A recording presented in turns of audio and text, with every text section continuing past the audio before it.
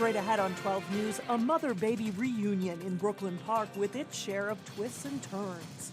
Then, neighborhoods getting a new look in Brooklyn Center, why the city is trying to remove vacant properties and rebuild. But first, a police alert in Maple Grove after two women say they were assaulted on the trails. 12 News starts right now. It's a story that's sure to rattle nerves of walkers and joggers in Maple Grove. Police are alerting the public about two cases of women being approached from behind and touched inappropriately. The first case happened last week at 5:30 p.m. on West Eagle Lake Drive. Then Tuesday morning at 9:15 along the Rice Lake trails, a second incident occurred. Delane Cleveland has more now on what police are saying. Delane? Mike and Alex, Maple Grove police say that in both incidents, the women were alone on the trails when the male approached from behind and pinched their buttocks. Police say the most concerning thing about the incidents is that they don't know whether the suspect was pulling a prank on the women or fulfilling some sort of sexual desire. Investigators say the suspect approached the women only after he passed them while walking on the trail himself or sitting on a nearby bench. Police say the best advice if you encounter this person is to bring attention to yourself. Hopefully if you're in a populated area or there's other people around or homes nearby, they'll hear you if you make some noise. Obviously, if you're able to go out with other people, have a person join you when you're out for your jog or bike ride or your walk, it always helps to be in numbers. Police did release a description of the person involved. He's a 16 to 19-year-old male, about 170 pounds. He had medium-length, dark, wavy or shaggy hair and had a wide, flat nose with no facial hair. In each case, he fled to a blue bicycle. Maple Grove police say they're encouraging officers to patrol the trails on their bicycles, but they're also asking the public to be vigilant and if they see something suspicious to call 911. Mike and Alex? All right, Delane, thank you. A Brooklyn Park baby is back home after he disappeared for more than 9 hours Tuesday. Police have arrested a woman accused of taking 2-month-old Elijah Alonzo from his mom's apartment without permission. As Renee Bonneau reports, the suspect is no stranger to the boy's family. Life for the Alonzo family is returning to normal since little Elijah came back home. But after what the family went through Tuesday, it may never be the same. I couldn't even sleep last night. I was just watching over him while he was sleeping. Early Tuesday morning, Elijah's mom, Christina, called police to her Brooklyn Park apartment after she discovered her baby was missing. She said while a friend was at her place the night before, Christina fell asleep with Elijah on the couch. I noticed when I woke up, he was gone, and then my girl Tay was gone. Police searched the apartment complex and surrounding area, questioning neighbors, friends, and family. Christina said for hours, she was a prime suspect. They were in my face. I was really feeling really hurt. They were saying where is he? Where is his body? Where? And I'm looking at them like I didn't do anything to my son. Then late Tuesday afternoon, police found the baby unharmed in a vehicle in St. Paul. Police arrested a man and a woman, the same woman who was at Christina's place. I was shocked when I found out because I've known her for 17 years. And that's my best friend's sister. Christina couldn't say for certain why her friend would take Elijah. I guess she's really sick, and I didn't know she had anxiety. I didn't know she was on medication. Surprisingly, after all this, she says she isn't angry at her. I just pray to the Lord that I hope she gets better and I hope she gets help. Police have released the man arrested in this case, but the woman remains in custody. As for Christina's allegations that police initially targeted her as a suspect, police would only say that officers were working diligently to locate the child as quickly as possible. Mike and Alex, Christina also said she suspected she had been drugged by her friend the night the baby disappeared. She did get tested at Maple Grove Hospital. When I asked police about it, they said they couldn't comment on that portion of the case. A lot of things happening all at the same time. Thanks a lot, Renee. Thank you. Well, the issue did ruffle a few feathers, but the keeping of chickens is now officially allowed in Golden Valley. City Council gave final approval to allow homeowners to keep up to 4 hens on their property. Chickens must be confined to a coop or run at all times. Residents who want chickens must pay $50 for an inspection and $25 annually for a license. To create a stable neighborhood, a foreclosed and vacant property does no favors. It's why some cities, including Brooklyn Center, are trying to remove old homes and rebuild. When we moved here, it was bright red. From where Loretta Farrell sits, she's seen many changes at the house across the street. Since 1954. A lot of different people have moved in, and families, some of them had 4 children. Now she sees something different. Well, I see a house and nobody home. It's definitely not a very attractive house. You can see that the roof is already starting to sag. Foreclosed and vacant. There's no basement, there's no attic, it's just a one-stall garage. It's not very functional in today's market. This home has seen better days. Water damage here. But it now belongs to the city of Brooklyn Center, and they've got plans. We want to build a house that's functions well, is very marketable, and looks good in the neighborhood. I think it's a wonderful idea. Vacant properties can invite trouble. That's why Brooklyn Center has purchased 24 foreclosed homes since 2009. Each home is bought for less than $80,000, then demolished, leaving open lots ready for sale and redevelopment as the home construction market improves. Starting to look at the sales, so maybe construction next year on some of these lots. This house is just days away from demolition, and that's okay with neighbor Loretta Farrell. I'm glad. I just want somebody to move in and have a good neighbor. The way she sees it, a new home on the block helps her neighborhood, and she'll be there to say welcome. I'll probably make him a rhubarb pie if my rhubarb gets any better. Brooklyn Center is hoping to buy additional foreclosed properties. That's if housing prices don't rise too quickly. 15 mayors from around the state are sharing about how a bump in state aid is helping their cities. The mayors were part of a task force on local government aid. That's money the state shares with cities. Former Crystal Mayor Renee Bowman was on that committee. She says an $80 million increase was sorely needed. This will allow cities, should allow cities to stabilize their taxes and if not do a cut, at least stabilize the taxes. It's more of a guarantee of funding, similar to the issues that the school districts go through in their up and down with their funding. This helps to stabilize local government aid to cities. And for some cities, it means getting to projects they haven't been able to afford because of state funding cuts.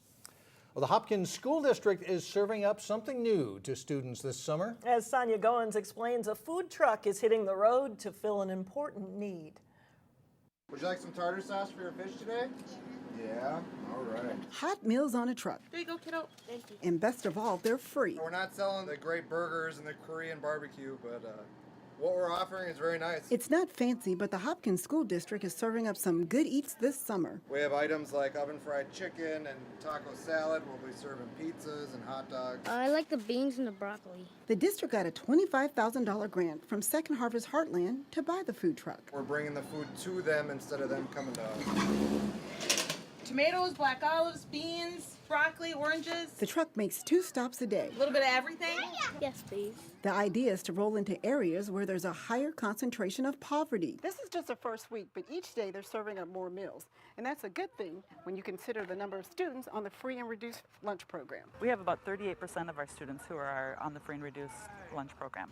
You want some oranges? A lot of those families don't have transportation to get to free lunch programs. In order for them to be healthy, this is, to have year-round good nutrition is really important. That's why the food truck is needed. All right, big guy, here, can you get your hands up here? I don't have to worry about lunch. I'll say, hey, do you want to go to the park? And we'll see what they have at the park at the food truck. Carrie Harprin has 2 kids. She says the food truck has taken some pressure off of her pocketbook. And with the economy nowadays, I think it's a great idea. The kids have this opportunity to come to the park and get something, refreshing and healthy.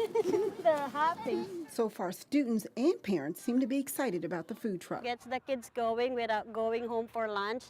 And after they eat their food, they can go play again. And the milk. Thank you. You guys have a good day. In Hopkins, Sonia Goins, 12 News. The truck runs Monday through Friday. Kids up to 18 years old can get a free meal. For $2, adults can also eat. Well, could this be the end of super low interest rates? They have started to jump up, and we'll have some tips if you're trying to refinance your home mortgage. Then later in sports, Summer Legion Baseball is back, and we'll have highlights from a win for a local team. But first, it's a look at your AccuWeather forecast.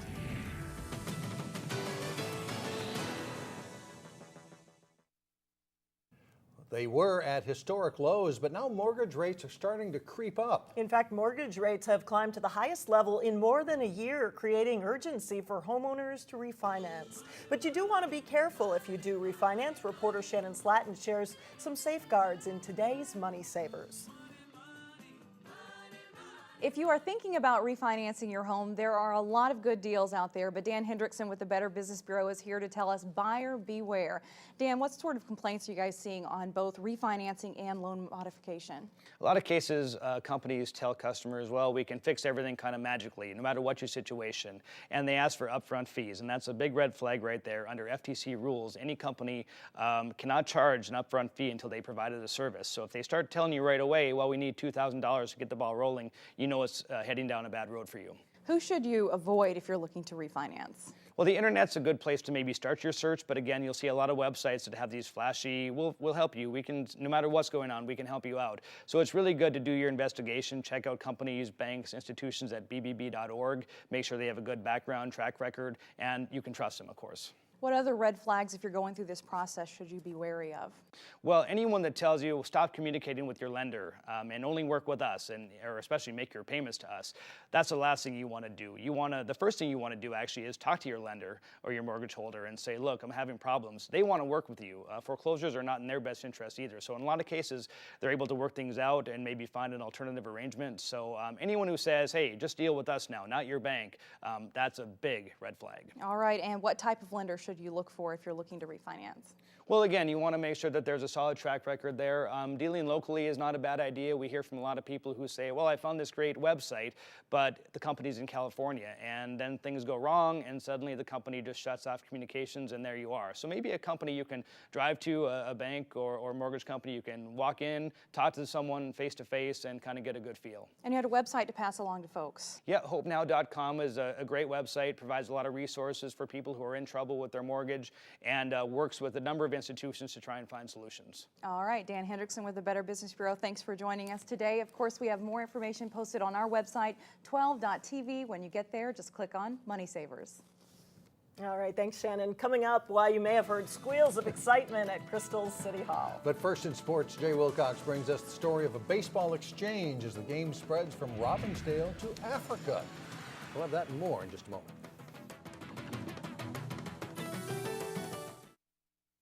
John Jacobson now with sports. Of course, high school baseball is now over, but a whole new season of baseball. Some of the same players, just different teams. Different teams and nice weather, so Yeah. that's always good.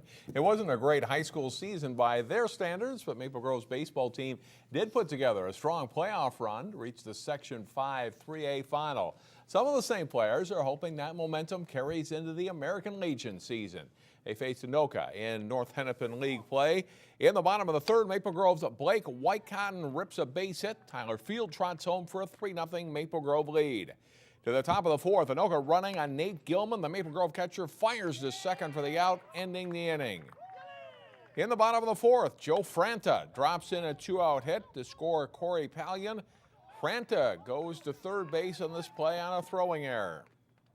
Same inning, Ben Osborne to the plate, and he sends a high fly ball off the fence and left. Franta scores, and it's 5-0 Maple Grove. Anoka does rally in the seventh. Ryan Sutterer cracks an RBI triple to left center. Their comeback falls short, and Maple Grove holds on to win 5-4. They play at Osseo Thursday. Well, it started with a program that provides eyeglasses to children in Africa and blossomed from there. A couple of coaches from Robbinsdale welcomed a special guest who is getting a crash course on the game of baseball as they help to kickstart a program for young players in his home country. Jay Wilcox has their story. Go. Baseball in Benin, a small West African nation, is an idea that's grown into a passion for Robbinsdale residents and baseball coaches Gary Tonsiger and Wally Langfellow. I had no clue. I had to Google Benin. I had no idea. When Gary came back and told me about his trip to Benin, he said, Wally, he says, we're going to bring baseball to Benin. And I said, you've got to be kidding me. We give away glasses and do eye exams, and went to Africa, and we went to Benin, which is a French-speaking country, and I don't speak French, so we had interpreters, and just so happened that a few of the young interpreters I ended up befriending and talking to, and a couple of them I noticed were interested in sports. They liked athletics, and one of them in particular had lived in the United States and he was familiar with baseball. Otherwise, nobody in Benin is familiar with baseball. After a couple of years of work to get a baseball program started in Benin, a country of about 8 million that's similar in size to Minnesota, Coach Fernando Aton came to our state to learn from his Minnesota hosts Tonsiger and Langfellow, working with 3 local youth teams, attending a University of Minnesota camp, and meeting ex-twin Torrey Hunter when he was in town with the Tigers. I know that once I step here, I will learn a lot of stuff that I'll be able to teach back home. We could not have picked a better candidate to come over here and learn what he's learned and to work with the kids that he's worked with. I mean, he has been enthusiastic, he's been intuitive. Now officially a certified baseball coach. Congratulations. Thank you. Fernando soaked up information about baseball in a hurry. Remember, it was completely new to him and all of the kids in Benin. I watched a movie about baseball, and it was interesting game, but I didn't know how the rules go. I didn't know anything about it. But once the idea of baseball came up that evening when we were talking about baseball, I said, wow, this is something I can do. They needed the basics first, and Minnesotans have stepped up to help out. So a lot of people have donated equipment. Robbinsdale Little League donated equipment. John Bernardchek, who was Robbinsdale Little Leaguer and went to Grace, he did an equipment drive, got a ton of equipment. Fernando's headed back home now, ready to pass on his knowledge about America's pastime and just maybe make baseball big in Benin. Jay Wilcox, 12 Sports. Fernando spent about 5 weeks in all in Minnesota. Robbinsdale guys often communicate with him via Skype or on Facebook and plan to visit Benin sometime next year. Pretty neat story. Well, yeah, what a great story. Thanks a lot, John. We'll be right back. He didn't exactly raise his right paw, but a German Shepherd named Rocco was still sworn in to serve on Crystal's police force. Rocco went through 12 weeks of intensive training at St. Paul's Canine Academy. He becomes Crystal's first canine. Donations adding up to about $35,000 made it all possible. Rocco was a little excited last night, but his handler, Jeff Kusick, says he seems to settle down and he knows what to do when there is business at hand.